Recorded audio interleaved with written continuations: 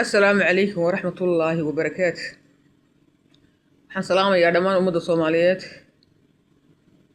bacda salaan horta wasgadiyo waxaan leeyahay wixii dhacay way dhaceen. ninka dhintay horta Ilaahay uu naxariisto. qaylo iyo buuq iyo hadal midna wax ma qabanayaan. waxaan leeyahay u duceeya Ilaahay inuu dambi dhaafo, Ilaahay uu naxariisto. wixii dilana waynu aragnay, waynu ognahay. waxay naga qarsoon maaha in Puntland ka xayeeday ka dambeysay ciidamada Puntland iyo kuwa Africom oo diyaaradaha bilaaduuliyaha ah ku shaqeeyay inay dileen ninkaas socda. hase yeeshee buuq iyo qaylo noomeeka waxay inoo sida aynu maamulka Puntland uga tashan lahayn, ayna dhulkeena iyo dekedeena u dhisan lahayn. tala inala gudboon ee qaylo iyo buuq iyo xoyna u tarmayaan waxaas. waxaan leeyahay go'aan la gaadho sidii loo dhisan lahaa dekeda Laasqori loo dhisi lahaa iyadoo dhaqaalaheena dhamgalay Puntland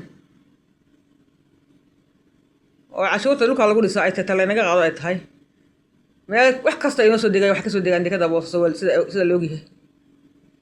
dhaqaalaheena halkaas u galaa, iskuuladeena halkaas dhalinyarada iskuulada ka dhigtaan, jaamacadaha ka dhigtaan oo la degan yahay, guryaha laga kireystaa, wax walba dhaqaalaheena oo dhan halkaas u galaa. laakiin maanta waxaan arkay inay aad iyo aad dadkaas inoogu faanayaan annaga had iyo goor mar kastaba ay leeyihiin annagu dad jiran nahay, dad dhisan baanu nahay, dad deked le baanu nahay, dad kan le baanu nahay. waxa ay ku dhismeen dhaqaalaheena iyadoo u badan yahay. marka waxaan leeyahay wasageli waa inay tashadaan oo dekedooda iyo dhulkooda dhistaan oo u soo jeestaan. mar walba qaylo iyo hadal ku jirmeynaya calaacal.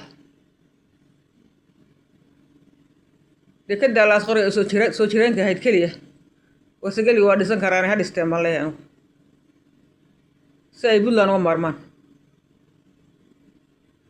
maxay ahaydey sidaasaan leeyahay kula talinayaa.